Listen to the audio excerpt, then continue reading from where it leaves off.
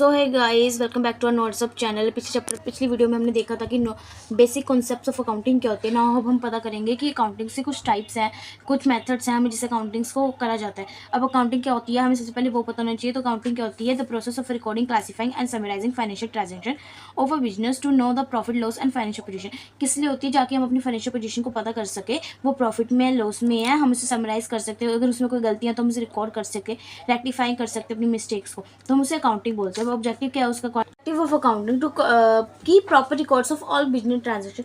उसमें हम अपने सारे बिजनेस ट्रांजेक्शन का प्रॉपर रिकॉर्ड रखते हैं। To found out profit and loss at the end of the year. जब हमारा एंड ऑफ द ईयर होता है हम अपने रिकॉर्ड्स को चेक करते हैं कि वो ठीक है कि नहीं है। अगर मिस्टेक्स होते हैं तो उसे वेरीफाई किया जाता है। To show financial position, what assets liability the business है। उसमें हमें क्या चेक करा जाता है कि हमारी पोजीशंस क्या है, हमारे पास कितनी एसेट्स है, कितनी लायबिलिटीज़ है, कितने बिजनेस है, तो हमें उसमें पता चलता है अपने बिजनेस में। To provide information to owners, bank employer, rent ETC. मतलब क्या है कि जब हम इसमें हमें किस किस की इन्फॉर्मेशन पता चलती है?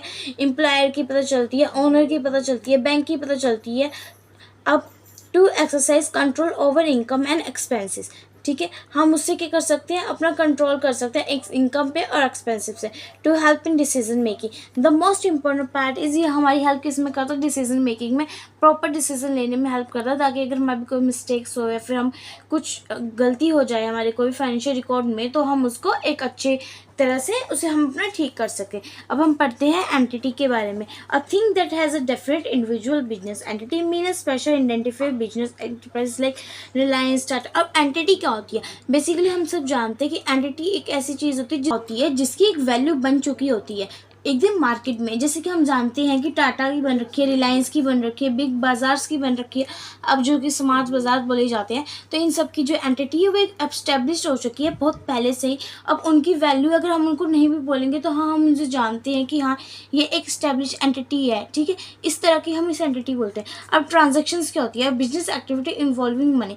ट्रांजेक्शन्स क्या होती है कि दो लोगों के बीच में जो ट्रांजेक्शन हो, वो कैश के रूप में भी हो सकती है, क्रेडिट के रूप में भी हो सकती है, वो उधार पे भी हो सकती है, और इमीडिएटली कैश दी हो उस रूप में भी हो सकती है। जैसे कि अगर आपने दुकानदार से सामान खरीदा तो आप उसको कैश में भी खरीद सकते हो, या फिर आप उसे उधार पर भी ले सकते हो। तो ये होती है ट्रांजेक्शन्स होती हैं। अभी दो तरह के कैश ट्रांजेक्शन्स है और एक क्रेडिट ट्रांजेक्शन्स है। Payment is made immediately in cash. Cash transaction में क्या होता है? जो हमारी पेमेंट होती है वो इमीडिएटली कैश में जो कन्वर्ट हो जाती है। जब हमारा जो पैसा है, हमने कुछ चीज़ के लिए खरीदने के लिए पैसा दिया और वो एक एकदम से कैश में कन्वर्ट हो। अब क्रेडिट ट्रांजेक्शन्स को समझते हैं। क्रेडिट ट्रांजेक्शन्स क्या होती हैं? Payment is not immediately, it will be take time made later. कि क्रेडिट ट्रांजेक्शन थोड़ी रिस्की होती है, वो एकदम से कैश में कन्वर्ट नहीं हो जाती है। अगर मान लो किसी ने उधार लिया हमसे और हमने उसे उधार पर सामान दे दिया, लेकिन ज़रूरी नहीं कि वो उसी समय कैश में कन्वर्ट हो जाए, वो क्रेडिट ट्रांजेक्शन्स होंगी। अब हम कैश का एक और पॉइंट पढ़ते हैं। Cash is involve at the time, no cash is involve at the time. Cash क्या है? उसी टाइम पर इन्वॉल्व आती है उसमें, लेकिन जो क्रेडिट है उसमें कैश है उसी समय पे इन्वॉल्व नहीं होती है। इसमें सिर्फ दो अकाउंट जो है इफेक्टेड होते हैं। इसमें तीन अकाउंट इफेक्टेड होते हैं, जो है एक डेटर का, क्रेडिटर का।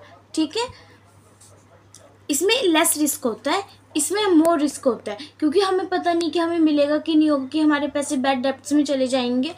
इसमें जैसे मान लो हमने 5,000 का गुड्स खरीदा और उसी समय खरीदा, वो कैश में हमने खरीदा है।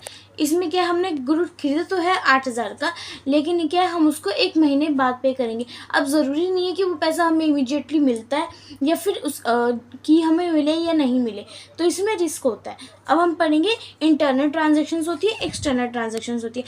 अभी हमने सिर्फ कैश ट्रांजेक्शन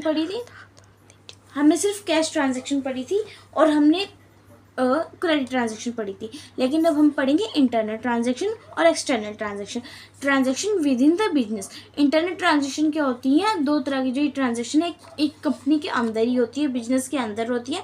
एक होती है जो बाहर आउटसाइड पार्टीज के साथ की जाती है। ओनली पीपल इनसाइड बिजनेस जो होते हैं वो इन्वॉल्व होंगे।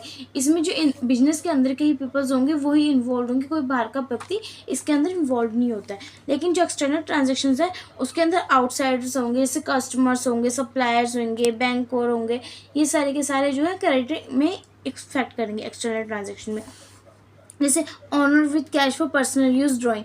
अब ऑनर ने कैश अपने बैंक से लिया पर्सनल यूज़ के लिए, तो ये ड्राइंग्स हो गई, ठीक है। तो ये इंटरनल ट्रांजेक्शन है कि उसने ली, उसे पता कि मेरे को कब देनी है, वो उसी समय उसे कर देगा। लेकिन जो एक्सटर्नल ट्रांजेक्शन होगी, पेड सैलरी टू एम्प्लॉय, किसको दी? सैलरी एम्प्लॉयर को दी, ठीक है। एम्प्लॉयर ने सैलरी दी, ठीक है, या फिर सैलरी उसने किसी को दी, तो ये होगा एक्सटर्नल ट्रांजेक्शन का part. Depreciation on of a machinery, take loan from bank. अब क्या मशीनरी पे डेप्रिसिएशन हो रहा है, तो ये इंटरनल ट्रांजेक्शन है, ये रिकवर हो सकती हैं। पर अगर हमने लोन से बैंक से लिया हुआ है, तो वो हमें कंपल्सरी है कि वो बाहर, हमारा जो पैसा है वो बाहर जाएगा। लेकिन जो इंटरनल ट्रांजेक्शन है, वो हमारा पैसा जो है इनसाइड द बिजनेस रहेगा, और एक्सटर्नल ट्रांजेक्शन में हमारा जो पैसा है वो आउटसाइड द बाहर होगा, ठीक है। अब हम पढ़ेंगे डेप्रिसिएशन क्या होता है और एप्रिसिएशन क्या होता है। डेप्रिसिएशन और एप्रिसिएशन, मान लो हम एक एग्जांपल समझते हैं, जैसे कि आपने एक मशीन खरीदी है, आज उसकी वैल्यू आपने वो 1 लाख की खरीदी है, और 10 साल बाद उसकी वैल्यू जो है आपकी सिर्फ 8,000 की रहती है, तो इसे क्या बोलते हैं?